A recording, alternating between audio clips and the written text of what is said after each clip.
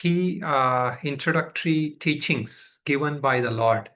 And we also looked at some of the Bhashya or some other acharyas, especially Shankaracharya, Ramanujacharya, and Madhvacharya's commentaries. We have also, I'm referring to also in my talks also, I refer to them. And some places I will distinctly read them. The second chapter, we will go a bit slowly because these are the very pivotal and key teachings, and it is interspersed in different ways.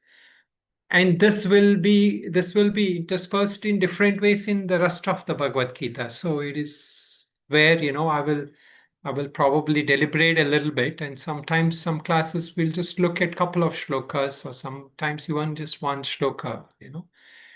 So we'll go through a little bit patiently with the second chapter.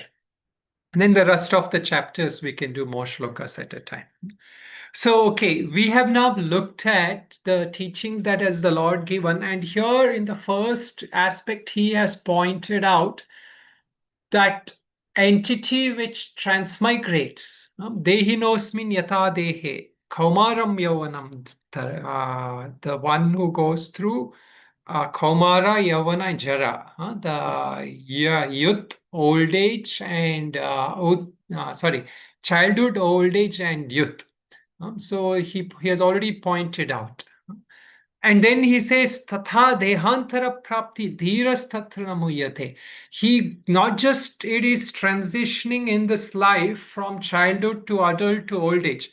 It is also transitioning from life to life. So in this context, actually, there is a something to contemplate upon. When we say that something is transmigrating from life to life, so this entity which transmigrates from life to life, it is not the body, right? We discussed it is not the body. And so what is it that is transmigrating from life to life? I mean, life after life, it continues on. Subtle body. Huh? Subtle body. The jiva. The jiva. What did you say? First word? Subtle body or astral Subtle. body. Okay. Yeah. Okay. Subtle body. Yes. Sorry. Yeah. Subtle. You're right. Yeah. The subtle body, the jiva, is transmigrating. So the point here is that here he's saying that the jiva as such is constant, right? I mean, meaning like in the youth, adult, and all that, and life after life. But in context to Atma, we have to think: is it really constant, or does it also undergo change? Anybody? Any thoughts? Does the jiva undergo change? Like how the body, of course, is undergoing changes. Then in that context, the jiva is said to be relative, is said to be permanent. And is this the pointer directly to that Atma? This is a question. Is Rao in this teaching that the Lord is saying, is he pointing directly to that Atma? Anybody? Is it constant in some sense of the Jiva? Is the Jiva always constant? Swamiji, jiva is also not constant as it's subject to the samskaras, the karmas, and everything. So you see it's constant? No, it isn't constant. It isn't constant. Yes, subject to the samskaras and all that. Yeah, okay. But what else? Why is this now taken as that which is used as constant? Why is it used as constant to the body? Anybody?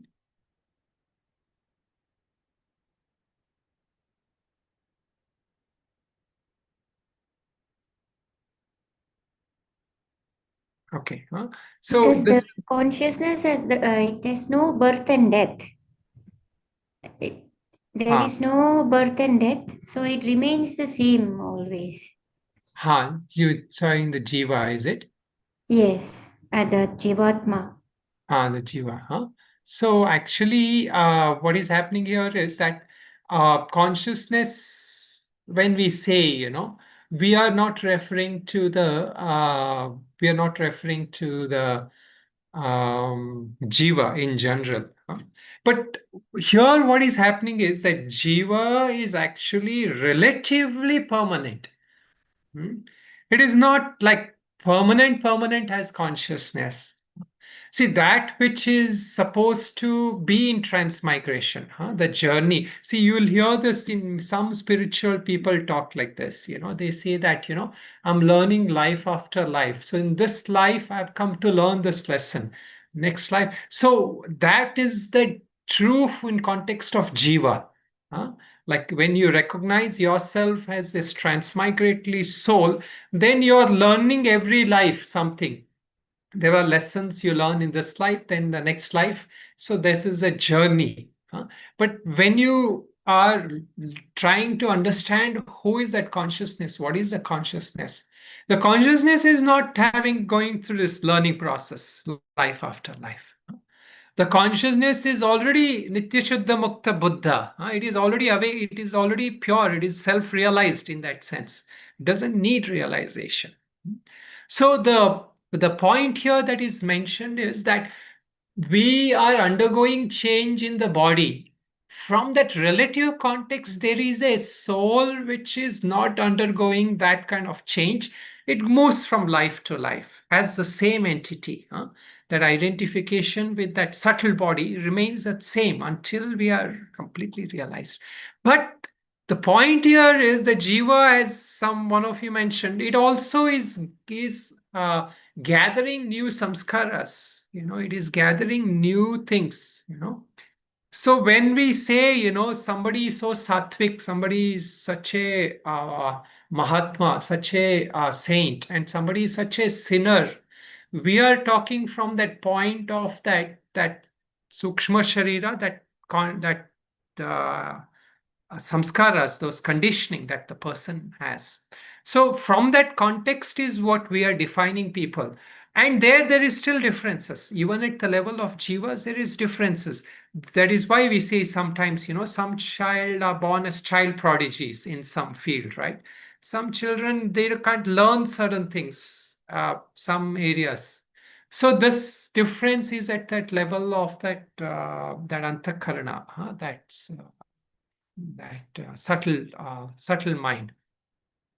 Okay, on this point we have to understand. So now the teachings here, you will see in Bhagavad Gita, different pointers are given at different levels. So here he's preparing for this context. So the separation he is creating. It's like how, if you are in a slow-moving train, there's a fast-moving train. Then you see that, oh, that train is moving so fast, and you're able to see that train. But still your vision is slightly blurred because you are also in transition. It is not like a person standing stationary on the platform. So that ultimate person who is standing stationary on the platform is that what we call as a Sakshi Chaitanya Atma. That witness, that one witness who sees not just the gross body, but also the subtle body. We will discuss this in the text. Okay. So now we will look at the next shlokas. So couple of points which we have looked at from the last class, we will have to take in. So I hope, if those of you who miss a class, you catch up also, because we will keep, using those concepts to move further. Okay, now these shlokas. So again, these shlokas, as I mentioned, they have mananam. So all of you look at that mananam process, which we have, which we are sending out in the group, and reflect on them. And okay, now the shlokas also, those of you have a better version of the shlokas for the pronunciation, you can use that. If not, I will use this version. But if you have a better version with the pronunciation, you can use. So you can repeat after me, shloka number 14. Matra sparshastu kaunteya Matra spasyastu kaunteya Kaunteya Shitoshna Sukha Dukkadaha शीतोष्णसुखदुःखदाः Agamapayino Nityas आगमापायिनो नित्यास् Amstitikshasva Bharata तां Sthitishva स्थितिक्षस्व Bharat Yam hi navyathyantyete यं हि न Navyayantyete व्यथयन्त्येते Purusham Purusharshabha पुरुषं Purusham पुरुषर्षभा Purusharshava Samadukha Sukham Dhiram समदुःखसुखं धीरम् Samadukhasamdhiram Sumrutatvaya Kalpate. सोमृतत्वाय Somrutattvaya कल्पते Kalpate. And this is, we will see it's only these two shlokas. If we can, it's okay. So now, sorry, maybe I'll just share again. Let us just read the. See here what is happening is that he's saying matra sparshasta kaunteya. So first we will look at that meaning here. Okay, maybe can someone read in English? Would somebody want to just read in English? Verse 14. Yeah, 14 and 15 you can. O son of Kunti, the contacts between the senses and their objects, which give rise to the feelings of heat and cold, pleasure and pain, etc., are transitory and fleeting. Therefore, Arjuna, endure them. Arjuna, the wise man to whom pain and pleasure are alike, and who is not tormented by these contacts, becomes eligible for immortality. Okay, so here, as we see, there's this word matra sparshasta kaunteya, shita, ushna, sukha, dukkha. So he's mentioning 4 factors, shita, ushna, cold and heat. So how does the sensations of cold and heat come about? So the sensations of cold and heat come about when there is matra sparsha, that contact of the sense objects, senses with the sense objects. See, when I touch something hot, some hot object, then what happens? I use my finger or hands to touch it. So the fingers are my sense objects, or senses, and the object I'm touching, that vessel, those are the sense objects. So the contact of these two, the sensors with the sense objects. Similarly, like if I hear a sound, my ears are the sense organs. The sound is the sense object. So the contact of these two, what happens when they contact? They produce a certain sensation, the sensation which we call as cold and heat. And of course, in terms of sound, loud, soft sound, and in terms of taste, sweet, sour, spice, and in terms of what I see, it produces something beautiful, something ugly. So all these are the different experiences at the level of physical body which we have. Now, but he doesn't stop there. What do? They produce also a mental experience of happiness or sorrow, or what we can say of a feeling of good or bad.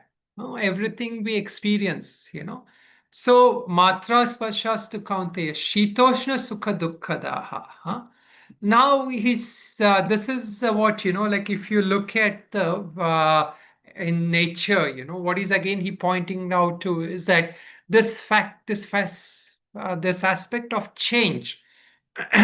When you are in any country, most countries, we experience up to about minimum of 4 seasons. In India we say 6 seasons, but generally 4 seasons everybody knows. In summer we experience heat, in winter we experience cold. But what happens that if we don't like summer, we will actually have anguish that, oh, this is so hot weather. And if it is winter, we'll say it's such a cold weather. So this is what is happening. This is producing sorrow in the mind, the weather. Now, but also the other aspect is even before the weather comes, we are actually also experiencing happiness and sorrow, thinking about it, like I don't like summer, then I'll start thinking, oh, the summer is coming, summer is coming. So there is already unhappiness, sorrow in the mind. So this experience, mental experience produced by what is happening in seasons.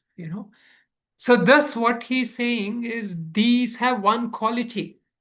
If you look at the seasons, for example, what is that one thing that happens in every season?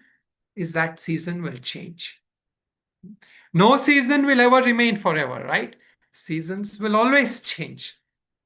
So this is what he's saying. If you really are wise, if you really have that proper vision of life, then what happens that you will not grieve that this has come because you know that the season is for a short period or certain period, then it will pass away.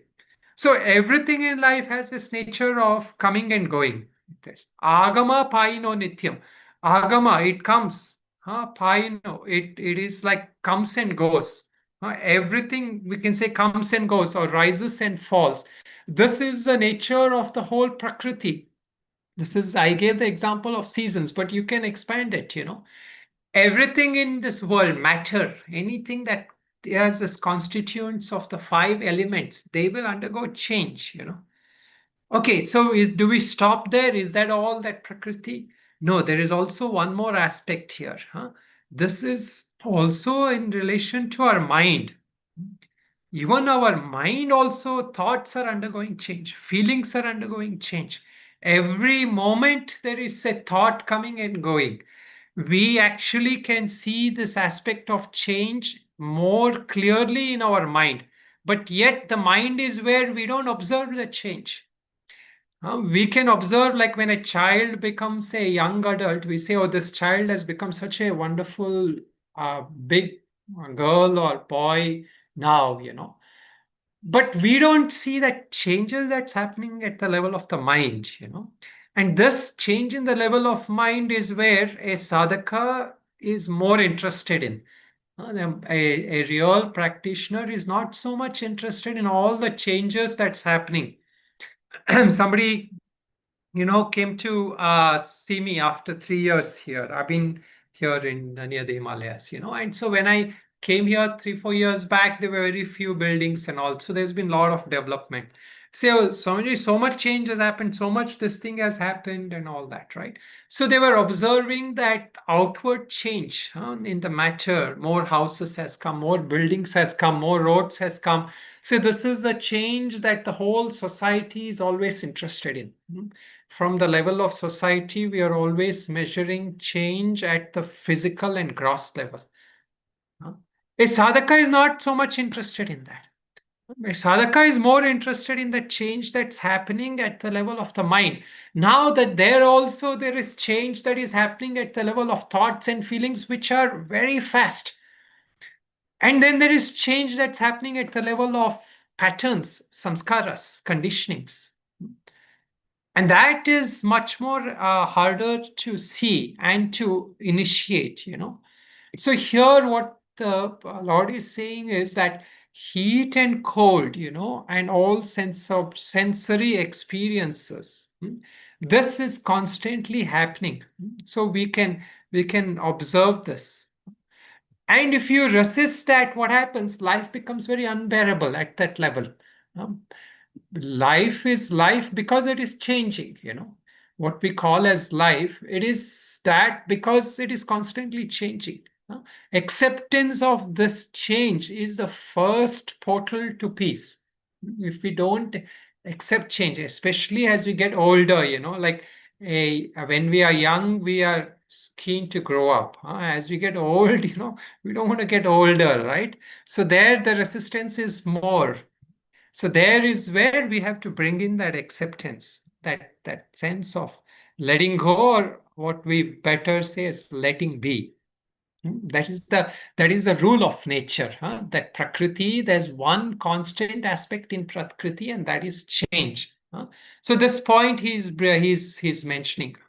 Now if we analyze this a little further, this aspect of change is a cause for awakening also.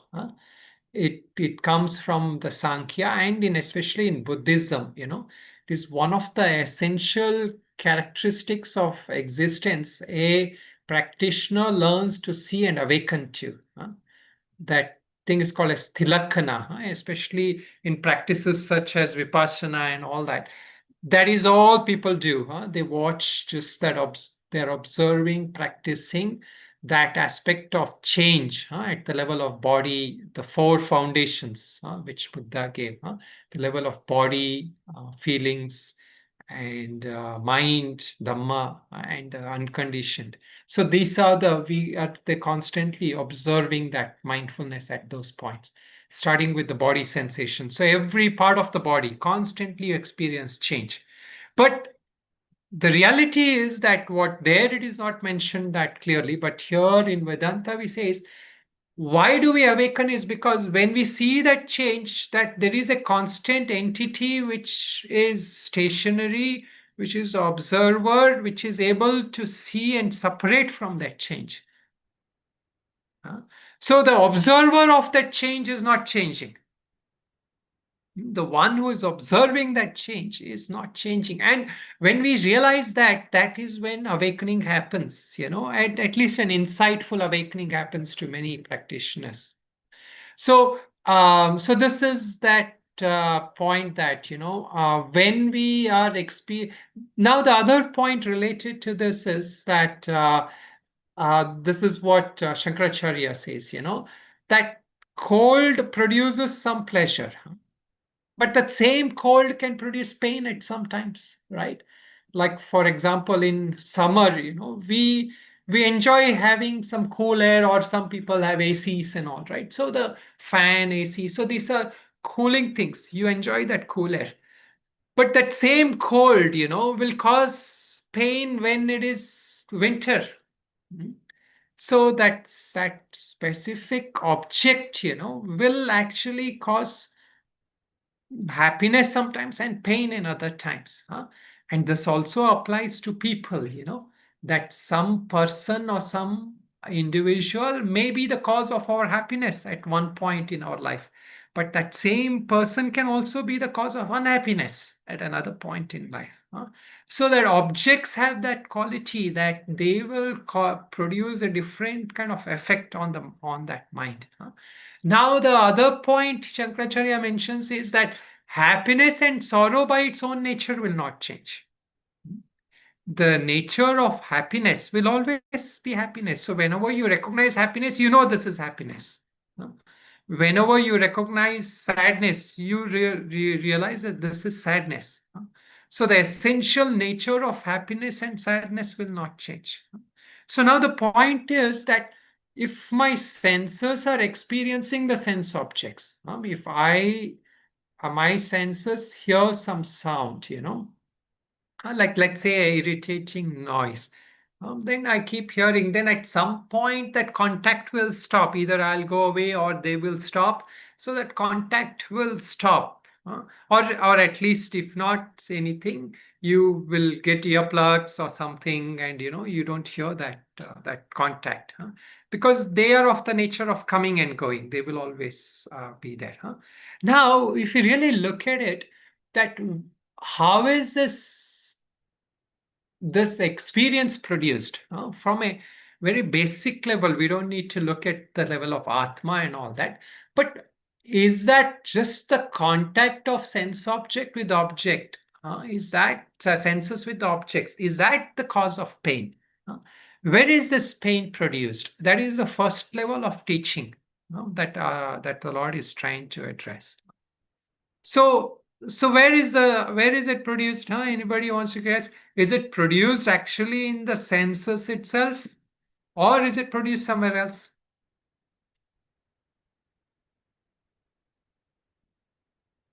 So we say suffering, right? Where is really that suffering? Where is it produced? within us? Is it produced at the senses? Is it in Mind. buddhi? In the mind.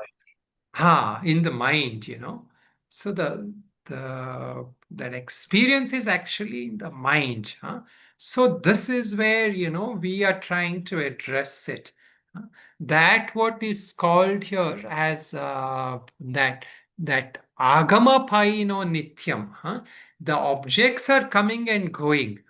And that mind which is experiencing this, this mind, there is where we can address it, and that is his next shloka. He's saying, Yamina vyatayantyete purusham purushashava. So he's praising Arjuna. You are the greatest of all men. You are a bull among men. Meaning that, if you see a lot of cows or cattle, then there is some bulls will stand out because they're big, they're huge. So like that, you are like that. So there is just a thing to encourage and praise Arjuna. So now, but the teaching is, what is the teaching? Sama dukkha sukham dhiram. The person who gains immortality, who realizes the true nature of self, who awakens to the true reality. What is the nature of that person? Sama dukkha sukham. So this is now one of the core teachings of Bhagavad Gita, which will keep coming again and again in different ways. It will come. If we really succinctly put down the two essential teachings of Bhagavad Gita, which will keep coming.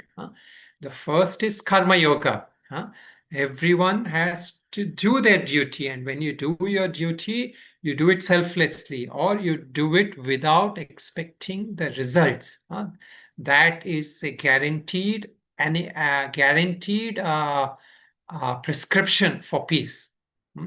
Do your duty without expecting results. So that is the karma yoga, especially in the 3rd and 4th chapter. Bhagavan will give a lot of that teachings. The other important teaching, one of the key essential teachings of Bhagavad Gita, is this thing of samatvam, samadukkha sukham. The person who is equanimous, maintaining equanimity, maintaining even-mindedness, in good and bad, in happiness and sorrow, in success and failure, in praise and blame. In all of this, the person who can maintain even-mindedness. So that main teaching he's introducing here. What does he introduce? In different words, he will say here, he says, Sama dukkha sukham dhiram. That person, that wise person, that brave person, that courageous one, the courageous one who is willing to look at reality in the face, who is willing to question the truth, who is willing to ask, what is the reality? What is that nature of that person? What is the key aspect of such a person? He has samatvam, sama dukkha sukha.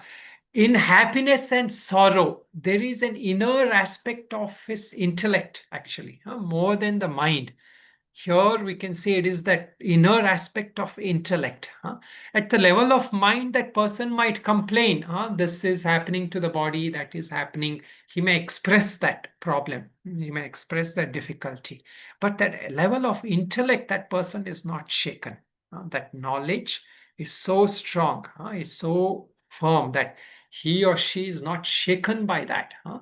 That whether we gain something, whether we gain a lottery, or whether we have a big loss in our business or work, or as I keep mentioning many times, like here in Uttakashi recently, there was a huge cloud burst, a few sadhus also passed away. So there was like I have been in one, especially where we were standing right in front at night. Actually, they awakened us, and we saw that the moment the water comes, within seconds, that the whole ashram or buildings get wiped away. So that, of course, all of us run, but that one, when you look back at that, it is a sight of like that complete change, that experience of change.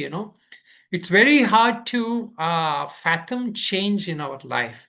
that sense of change. Sometimes we experience change and it is a big awakening call, like you see people who, when they lose somebody, somebody very close to you, if they suddenly die, especially suddenly dying, if somebody is slowly getting old and dying, it's okay. If somebody suddenly dies, you see that life is so impermanent, nothing you can hold on to. And then you suddenly start thinking that, oh, I'm holding on to such petty problems, petty resentments, petty issues in my life, that that the whole of life gets transformed. So when that happens, that sometimes it kind of pushes that mind to a deep state of awakening also for many people. You start realizing that, oh, everything in this nature is going through transition.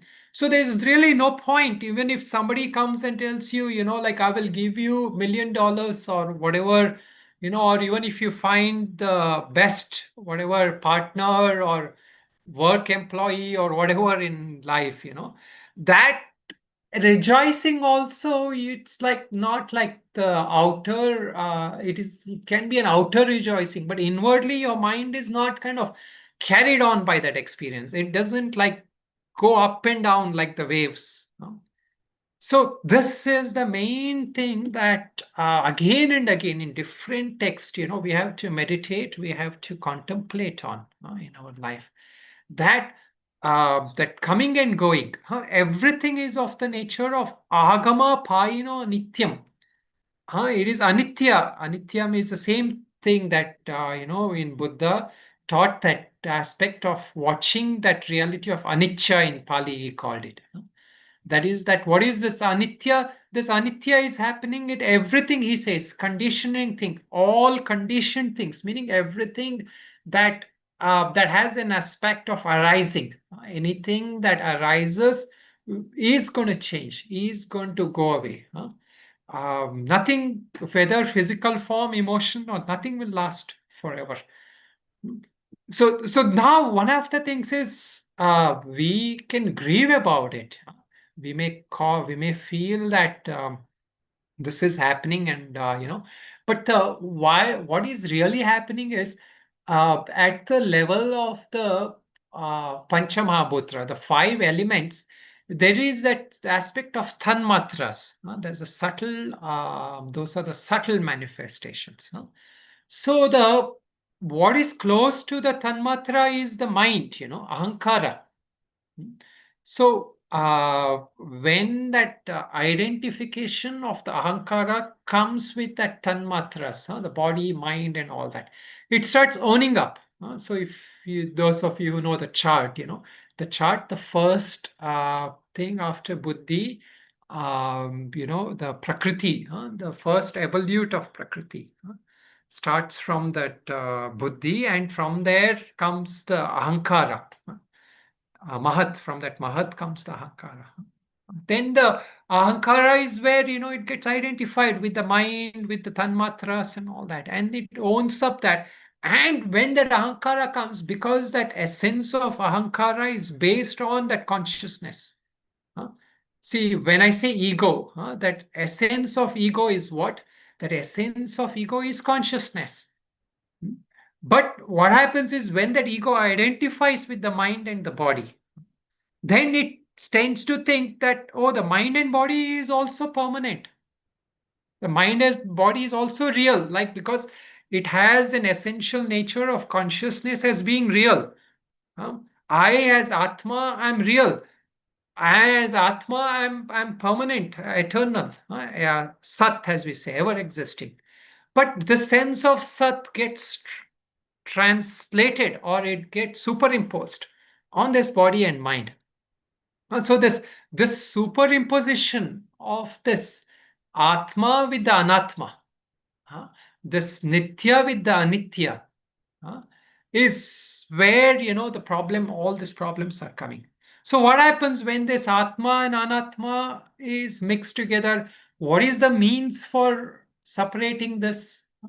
So this is where Vedanta is actually talking about Viveka. Viveka is the first aspect. The first thing is to distinguish what is real, what is unreal, what is eternal, what is non-eternal, what is me and what is not me. So this aspect, of the teachings is giving, and in fact, this is constant in all of our Vedanta acharyas. So whether we even take the Dvaita, because if you look at Dvaita Vedanta from Madhvacharya, so he mentions very clearly for the shloka, just by becoming equal-minded, it is not possible to become completely amritatva, that self-realized. He points out to the shloka this aspect of what he's calling amritatva, immortality. How do you become immortal? Just because I maintain a sense of equanimity, can I all become? Can I become immortal? So the next step of the teaching is, which will come later, but he is prompting that thought already in us. How do we really become immortal or realize that true nature is that when you have relinquished that identification with the body, that is when the real nature of equanimity comes. So in one way, he's actually against the approaches used by Sankhya and Buddhist, where they just use it as a practice, the practice of what we call watching a thing. That is a long process for awakening from the Vedanta aspect. So here he is actually talking about practice. This is the yogic approach here. What is the yogic approach? You put up with the heat and cold. Titiksha, Tams titikshasva bharata. Titiksha is one of the attributes. In which section do we hear of titiksha? Anybody remembers? Where, in what context, in which of the list of things does titiksha comes? Sadhana Chatustaya. What did you say, Michael? Sadhana Chatustaya. Very good. Yes, yeah, Sadhana Chatustaya. In which one of the Sadhana Chatustaya? Satchampati. Yeah, Sat Sampatti. In Sadhana Chatustaya, there is Sat Sampatti. In that Sat Sampatti, where we talk about Shama, Dama, Uparama, there Titiksha comes, So when we talk about Shama and Dama, it is already yogic approaches, We are training the mind, we are training the sense organs, we are drawing the mind inward, and then Titiksha is coming. So these are all yogic attributes. So here the first level of teaching is from the context of yoga. The Lord is talking not from the level of Sankhya yet, although it is in Sankhya yoga, it is in the path of, it is a yoga of knowledge, but he is building up to that. He's first saying practice this aspect of thing in your life, because in our life, how do we practice this? See, if we're saying somebody, knowledge, a lot of people have knowledge, but they don't put it to practice, right? So the practice here is important. So the Lord is first starting with practice. Try to at least try and put it in practice whenever you are unhappy. Just think of it and say, this too will pass away. This is of the nature of coming and going.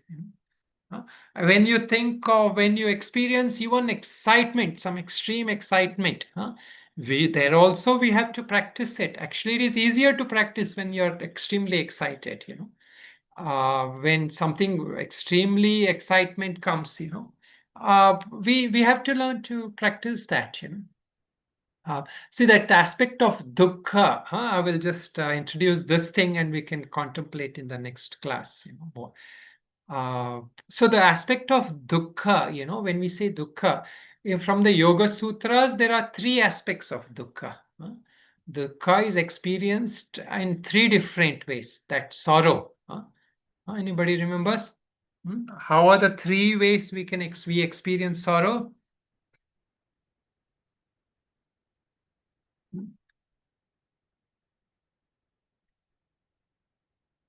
So dukkha, are you referring to suffering?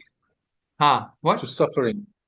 Suffering. You are referring to suffering. Suffering, yes. Adhyatmik, adibhautik, adidevik. No, actually that is true. But in Yoga Sutra, that is not mentioned. That is not. In Yoga Sutra, suffering is of three kinds. That suffering, first is the suffering of suffering itself. What is this? Like if you yeah, like I hurt my wrist, so there is suffering, it's physical suffering. You break your leg, then there is that suffering there. That is called tapa dukkha. It can also happen at the level of mind. You feel angry or you feel agitated. What happens, like sometimes when you feel angry, you get angry that you're angry. That is tapa dukkha. That is the actual suffering of suffering. Then there is the suffering of samskaras. Your conditioned patterns will give you suffering. For example, you are diabetic or you should not be eating sweets. And then what happens, like every time you see some sweet, or somebody gives a sweet, you somehow like rationalize and say, okay, this time it is okay. This time I will have that sweet. So then what happens later, you will suffer from that, right? That health, whatever problems is coming. So this is a samskara based dukkha. This is coming because you cannot stop yourself from doing something which you shouldn't be doing for your own well-being. So that is the samskara dukkha. And then there is what is called as the parinama dukkha. So in this also there are two categories. Parinama dukkha is the suffering of change. Things are always changing, we many times, people think about it, right? Some people love doing it in nostalgic way. We say, oh, those were good old times, those were good old places, that was nice. So now it is all changed. So this is a kind of suffering we go through. Or somebody that was with you at some point in your life, they're not with you. That is so that is at the gross level. Then there is also for a practitioner. This is mentioned in the for a wise person, that subtle change in vritti, guna vritti viroda. When you are in a let us say you are in a peaceful state of mind. Let's take you are sitting here in a class, very practical example. Then you suddenly remember today happens to be the day that famous cricket game is going on.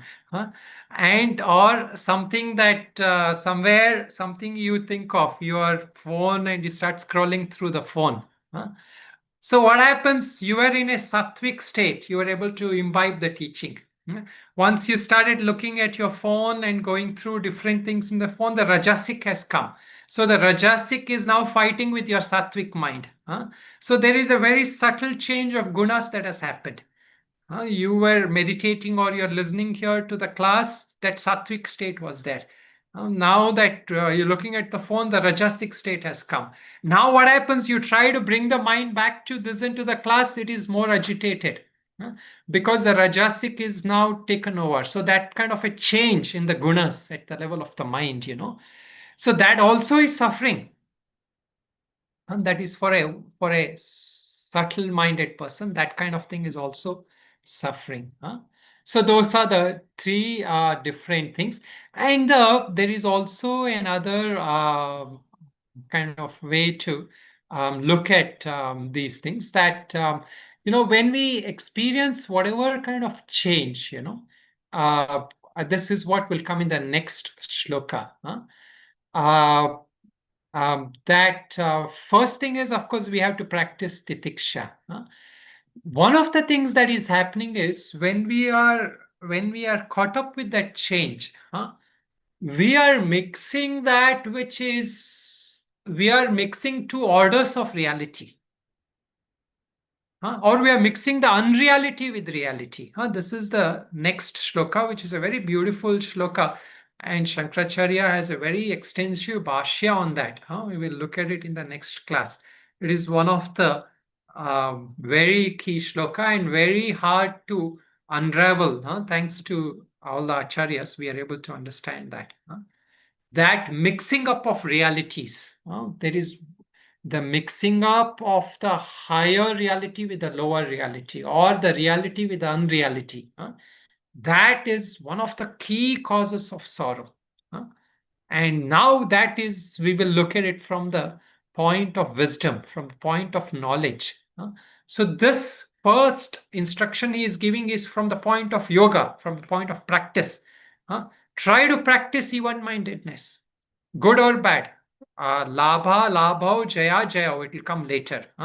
Whether you succeed, lose, win, and all that, you try to practice this, practice even-mindedness.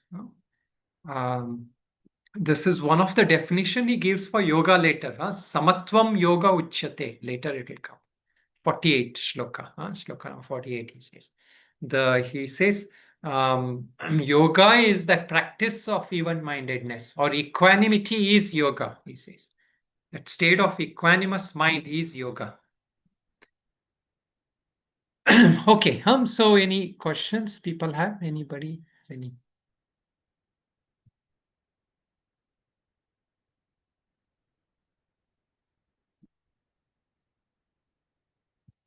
Guruji, can you just repeat the samskara dukkha?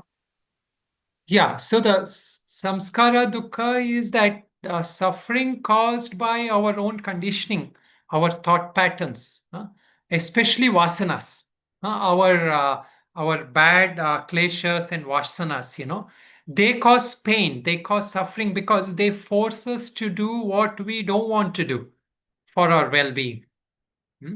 Like the things I should do, I don't do. The things I shouldn't do, I end up doing. Why? Because this is of samskara, and this causes problem. It doesn't allow me to progress in life. And like we can talk of people who have addictions, like of some addictions which hurt them physically, mentally. So what is happening? Why are they experiencing that suffering? That suffering is because of that addictive habit.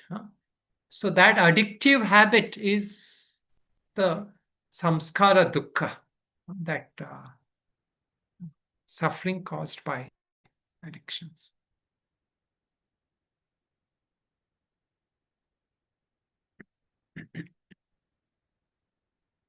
Any other questions? Yes, Michael. Just a clarification question. So you said that the Gita has essentially two essential teachings. One is karma yoga, the other one is samatva. Yeah.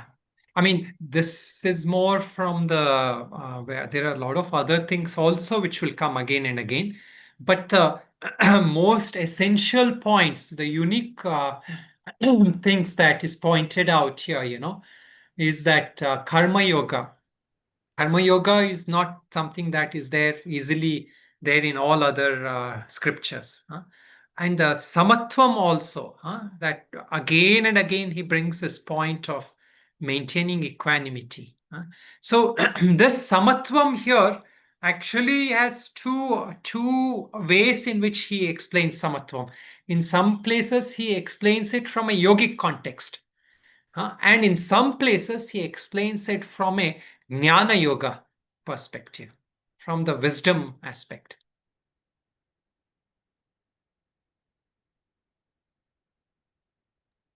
Could you just say a word about what, in this context, when you're talking about the difference between a yogic context and a jnana context, what would be the essential difference? Would it be action or the emphasis on action?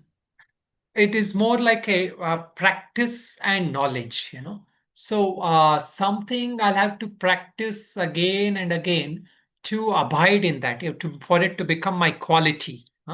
Like, for example, if I want to practice, if I want to learn a language, I have to practice again and again. But knowledge of something doesn't need practice. This is a famous kind of debate that Shankaracharya again and again brings in. Even in fact, in that first commentary he begins in Bhagavad Gita, he talks about this fundamental difference between the Jnana Marga and the Karma Marga. So the yoga is that thing which, as we generally say, yoga is that which prepares us to abide in that knowledge. So that practice is that thing that is, say, helping us. So when the knowledge comes, then you don't need to practice anymore.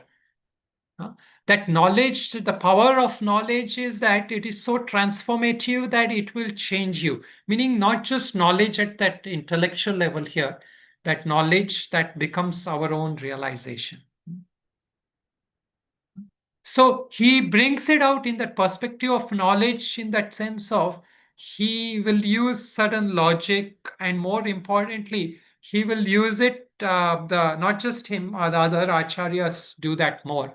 He will do that as that essential nature of consciousness, which is of that nature of an observer, which is not tainted by experiences.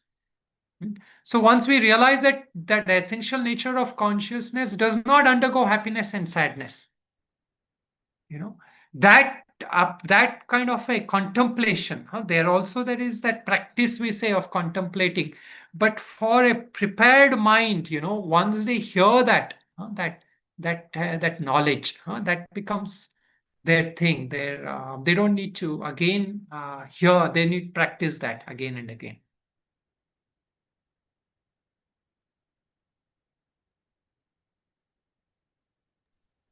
Swamiji, I have a question. Yes, Kartika. Regarding that Jivatma, which you were explaining, Jivatma travels till it gets Jivan Mukti. Is that right? You can say that, yeah. Yeah. Jivatma will travels like it has its journey until it gets Jivan Mukti. We can say that, but see, actually, Jivan Mukti is something instantaneous once they get it. So that Jiva, we generally, when we say that we don't say like Jivan Mukti is when the end of the journey is. Upon realizing that nature, its true nature, when it realizes its true nature, then the journey comes to an end. So Jiva is actually a universal consciousness which is limited, like attributed. Correct. And Atma itself is... No, the little... okay, go ahead. Complete what you're saying. Yeah. So Jiva is a universal consciousness which is limited by upadhis and all. And Atma is a universal consciousness itself. Yes. Is that right? Correct. That is correct. Especially when we say Jivatma, that universal consciousness, when it identifies with an upadhi, with the body, mind, or even the samskaras, the karma and all that. Then what happens? It becomes a Jivatma. Then it is subject to transmigration, births and deaths and births and deaths, samsara. But once that Jiva realizes its true nature, then what happens? It doesn't become, it is already that universal consciousness. It just drops that upadhi. Okay, I got it. Thank you. Yeah. So Atma, without that Jiva, that is that pure nature, its true nature.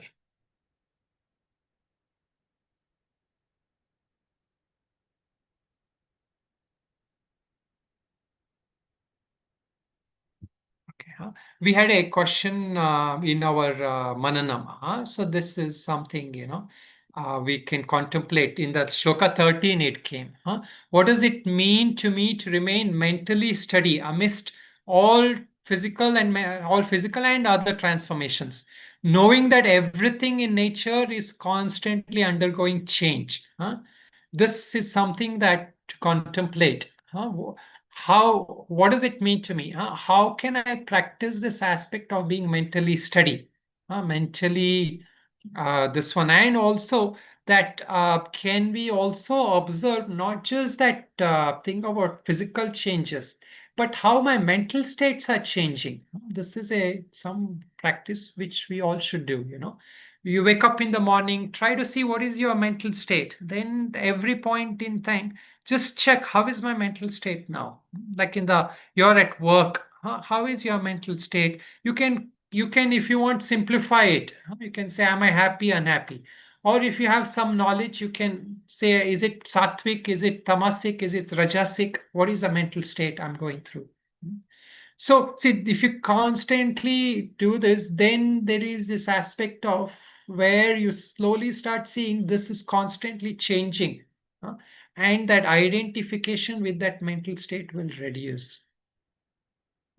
So this is a good mananam for daily life, and as it is there in that mananam also, can we glimpse the subtle background of awareness which ever remains steady amidst our passing moods of anger, fear, sadness, excitement, contentedness, and happiness. So there is a background awareness, and you will slowly start seeing this. This is a very great practice, a very simple practice that your unhappiness comes and it goes. Then some other state will come. But if you are focused only on that, then it is just psychology. You're just doing a psychology, or what they call these days as cognitive behavior therapy or something. Where you're just watching, this state has come, that state. But if you start slowly seeing there is a background awareness, there is an untainted background, unchanged awareness, peaceful awareness, then that sudden awakening starts happening in your daily life, that shift from that states to resting in that beingness, every now and then. And then even when you're bored, if you don't have anything to do, you're okay, because you are observer even of that state of boredness, that state of neutralness. So there is a peace behind that boredom also. There is a peaceful awareness state. Okay, we are well over time.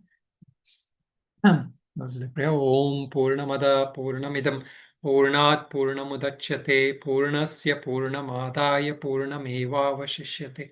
Om Shanti Shanti Shanti. Om Namo Narayana. Thank you. Namaste.